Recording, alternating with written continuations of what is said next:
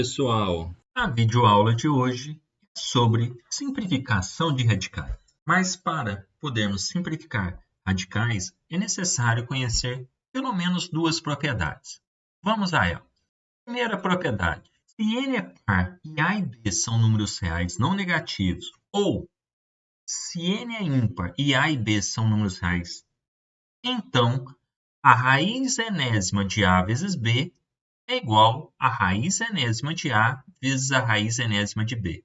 Em outras palavras, a raiz enésima de um produto é igual ao produto das raízes enésimas, desde que o n seja ímpar, e neste caso o A e o B podem ser quaisquer números reais, ou n seja par, desde que o A e o B não sejam números negativos. Podemos estender este resultado para raiz do produto, com 3 fatores, com 4, com 5, com 100 fatores. Devido a isso, eu escrevi que a raiz enésima de A1 vezes A2 vezes reticência vezes AN é igual a raiz enésima do primeiro fator vezes a raiz enésima do segundo fator até chegar na raiz enésima do último fator.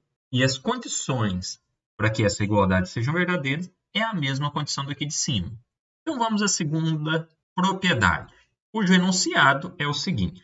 Se A é um número real não negativo e n é par, ou A é um número real e n é ímpar, então a raiz enésima de A elevado a n é igual a A. Com outras palavras, n ímpar, cancelo de uma vez sem me preocupar se o A é positivo, negativo ou zero. Se o n for par, só posso cancelar se o A for não negativo, ou seja, for zero ou positivo. Agora vamos ao exemplo. Simplifique os seguintes radicais. Item A, raiz quadrada de 360. Lembrando que nós vamos utilizar dois resultados, que são a raiz enésima do produto é o produto das raízes enésimas, desde que satisfaça algumas condições que foram apresentadas anteriormente. E o segundo resultado é, eu posso cancelar a raiz com o expoente da potência que está dentro, desde que satisfaça condições que a gente já viu anteriormente também. No item A, o meu n é o 2. Ele não aparece, já que é uma raiz quadrada. A gente, por convenção, não escreve quem é o índice, mas a gente sabe que o índice é exatamente o 2. Sabendo que eu vou utilizar esses dois resultados, eu vou vir aqui no canto direito e vou fatorar o 360. Vou pegar 360, colocar uma barrinha vertical e vou começar dividindo pelo menor número primo que divide o 360, que é o número 2. 360 dividido por 2 me dá 180. Consigo dividir 180 por 2 e obter 90. 90 também é divisível por 2, divido novamente por 2 e obtenho 45. O 45 já não é um número par, então não é possível dividir por 2. Depois do 2, o próximo número primo que nós temos é o 3. Eu vou pegar 45 e dividir por 3. 45 dividido por 3 me dá 15. 15 também é divisível por 3, então vou dividir por 3 e obtenho dessa forma 5. O 5 já não é divisível por 3. Então vou pegar o próximo número primo depois do 3, que é o 5. 5 é divisível por 5? Sim. Então vou colocar ele aqui embaixo. Né? Ele aqui. O que eu vou fazer agora? 5 dividido por 5 me dá 1.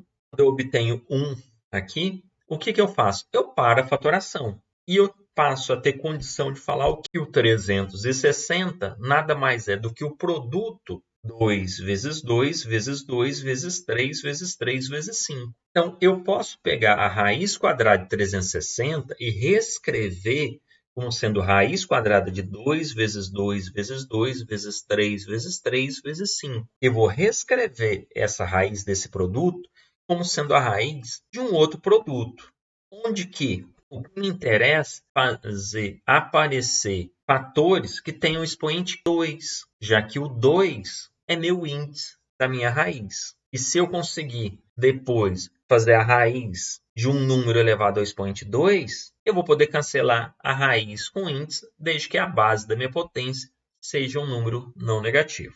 Então, aqui eu tenho 2 vezes 2 vezes 2. Eu posso pensar em pegar esse primeiro produto 2 vezes 2, escrever ele aqui.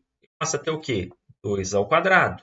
Eu observo que está dentro da raiz, eu também percebo que tem 3 vezes 3. Então, eu posso reescrever esse 3 vezes 3 como sendo 3 ao quadrado. Então, eu vou vir aqui e colocar 2 ao quadrado vezes 3 ao quadrado. O que sobra? Sobra 2 vezes 5. Então, eu vou vir aqui e colocar 2 vezes 5.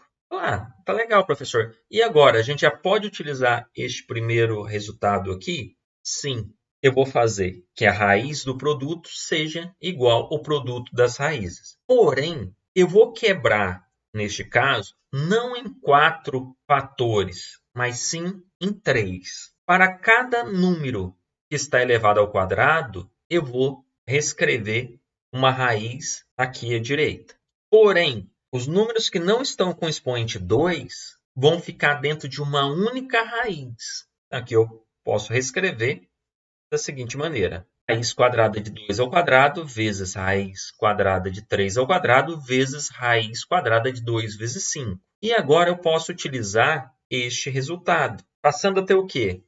A raiz quadrada de 2 ao quadrado nada mais é do que 2, já que eu posso cancelar a raiz com o quadrado. A raiz quadrada de 3 ao quadrado nada mais é do que 3. E a raiz quadrada de 2 vezes 5, eu posso escrever como sendo a raiz quadrada de 10. Então, aqui vai ficar como 2 vezes 3 vezes raiz quadrada de 10. Eu acabei ainda deixando 2 vezes 5, mas aqui eu já poderia ter colocado raiz de 10. E ainda tem como eu melhorar um pouquinho. 2 vezes 3 vale quanto? Vale 6. Então, eu tenho que a raiz quadrada 360 nada mais é do que 6 vezes raiz quadrada de 10. Mas se a gente parar e pensar um pouquinho, a gente consegue pular algumas etapas. É legal fazer essa conta bem mais rápido. Fala, consegue? Sim. Fala, mas como, professor? Da seguinte maneira.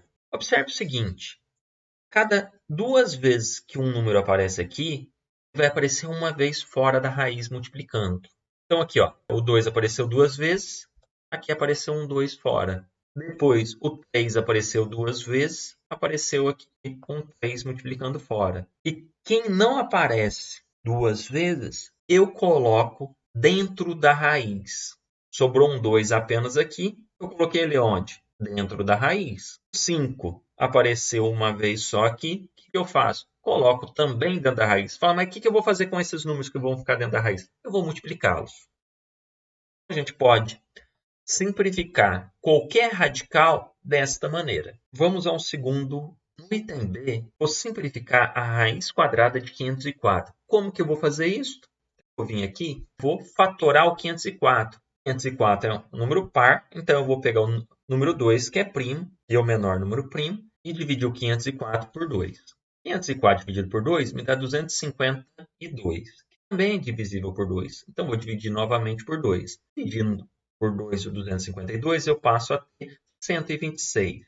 126 também é divisível por 2. Vou fazer essa divisão. Quando eu divido por 2, eu obtenho 63. O 63 já não é um número par, então não é possível dividir por 2. Então, vou tentar dividir por 3. 63 é divisível por 3 e me dá 21. O 21 também é divisível por 3, então vou dividir ele por 3 e vou obter 7.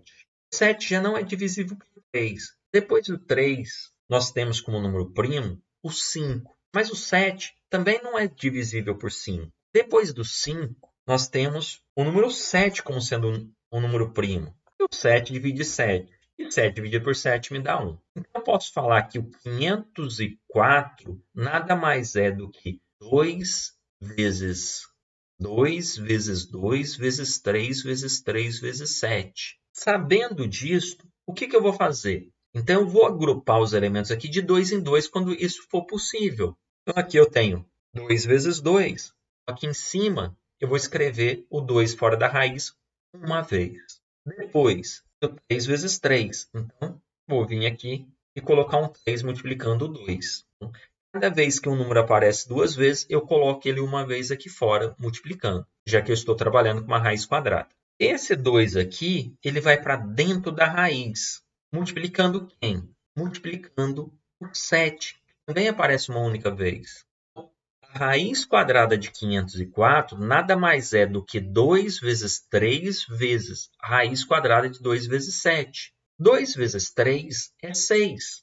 2 vezes 7 é 14. Então, eu posso afirmar que a raiz quadrada de 504 nada mais é do que 6 vezes a raiz de 14. Vou fazer um terceiro exemplo, agora com raiz cúbica.